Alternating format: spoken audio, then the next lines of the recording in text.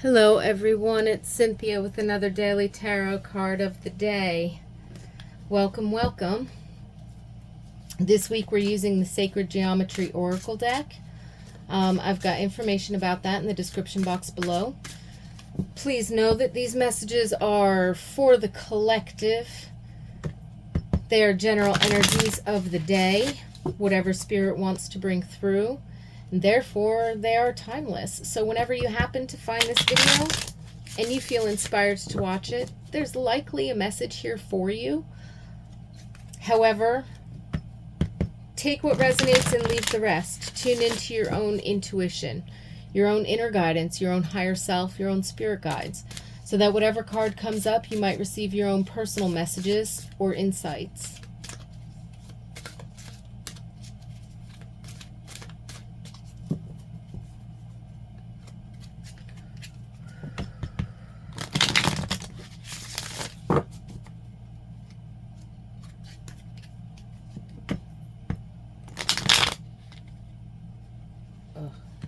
Really? Okay.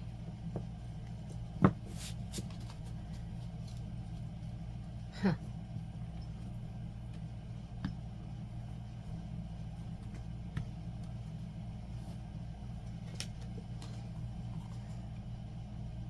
Octagon.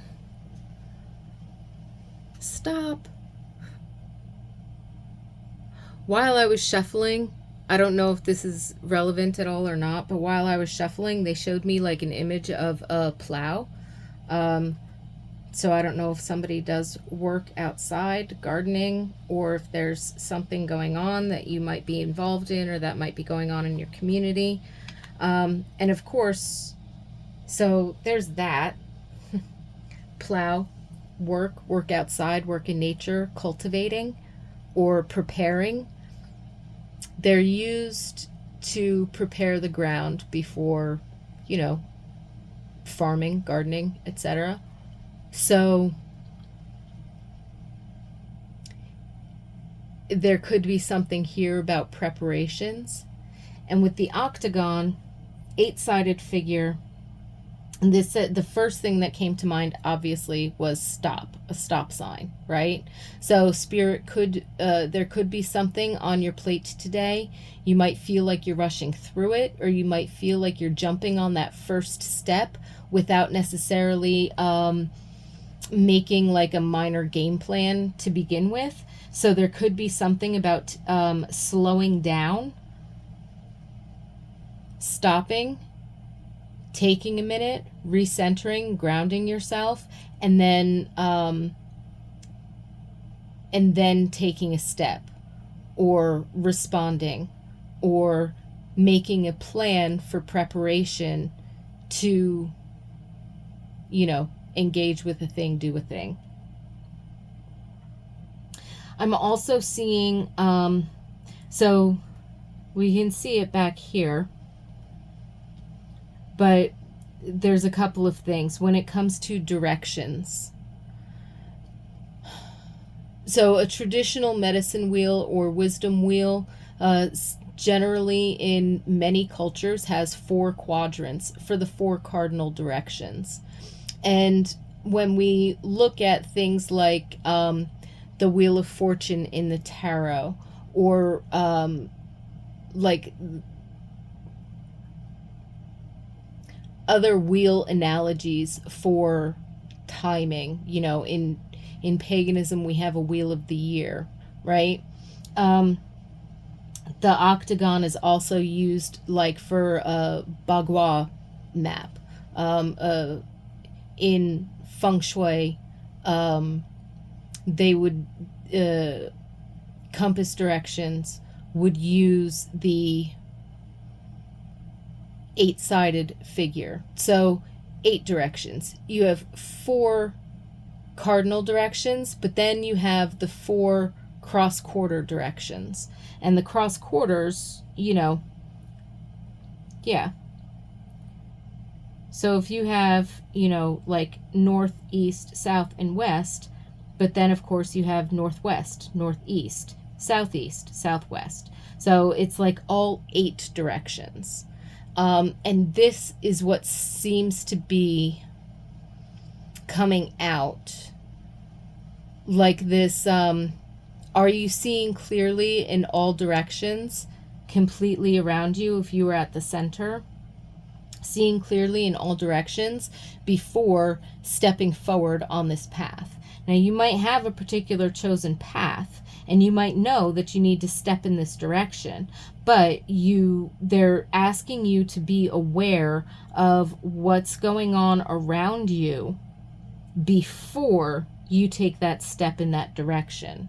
It's not that you'd be looking for something better. It's not that you're trying to look out for danger. They just want you to be fully aware of what's going on around you, so that you can be centered and grounded and step forward with confidence.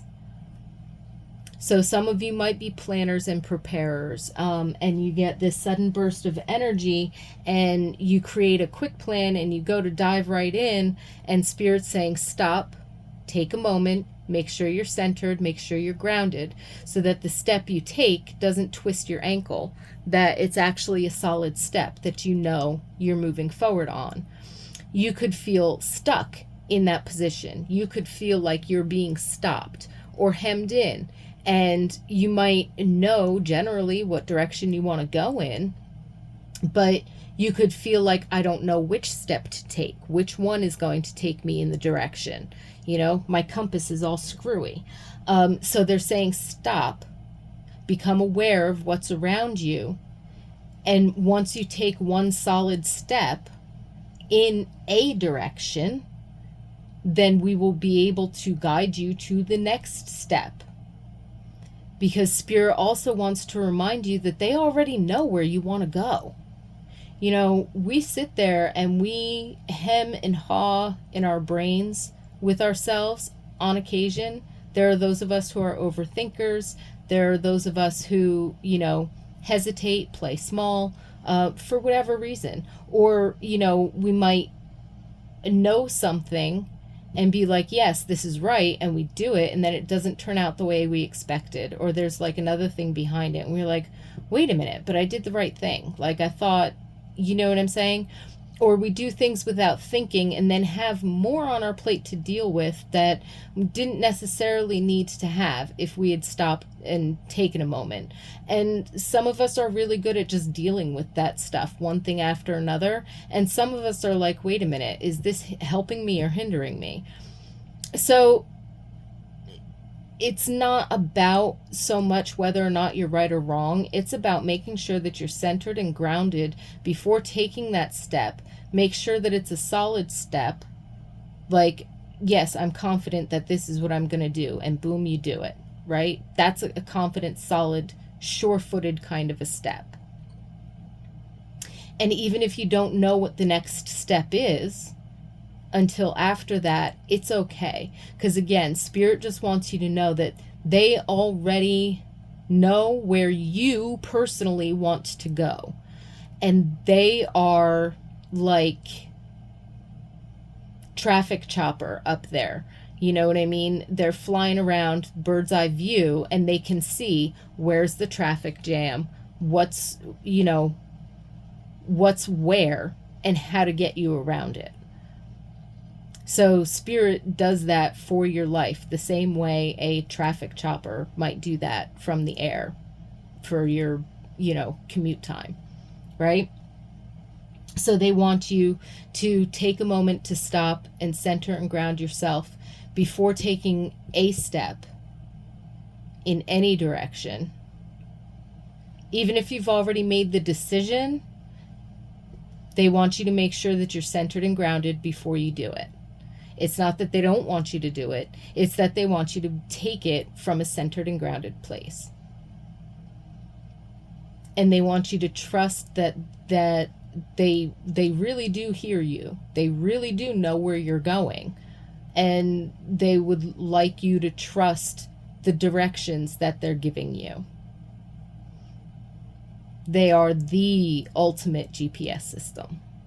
So, settling in with that, all of this directional stuff, that's fabulous.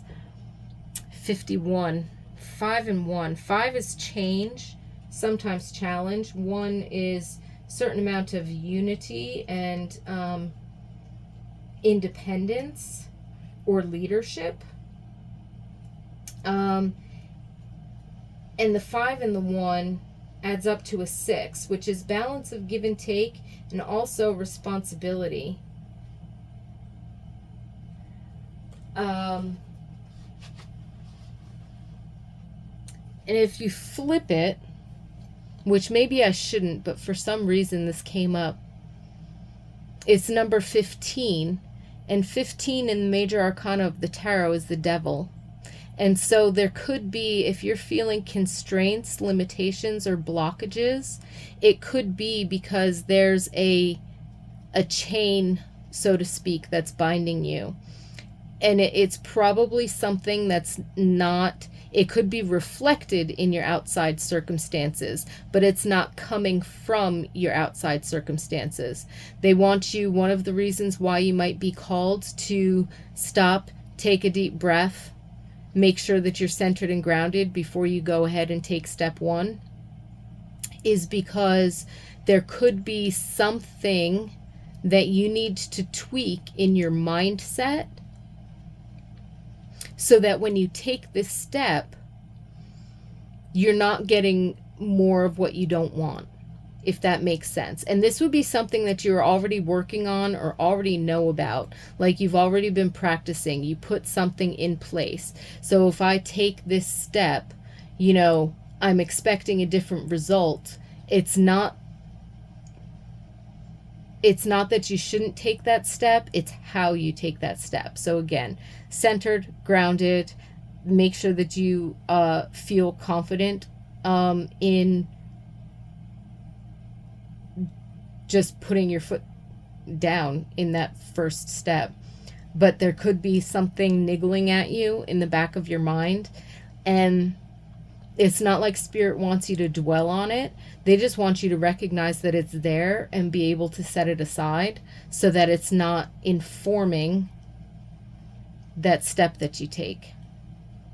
I certainly hope that this message makes sense to you guys, because it feels like it's a logical stream of thought, right? But at the same time, like, all right, Spirit, you're showing me 1,000,001 possibilities for how this is playing out in the collective's lives.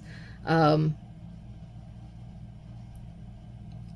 I can't just like nail down one unless I pull out a couple for an example, but that's why I'm trying to go with like the analogies and the metaphors. In any case,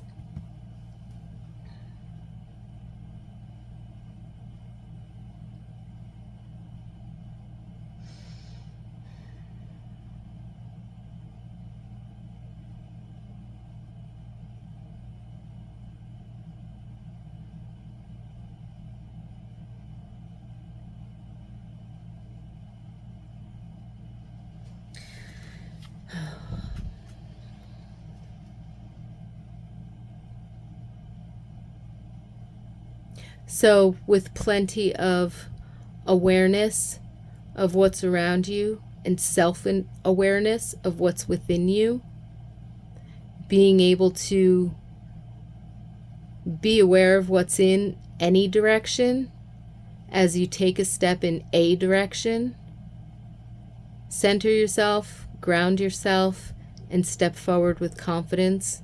Spirit has your back.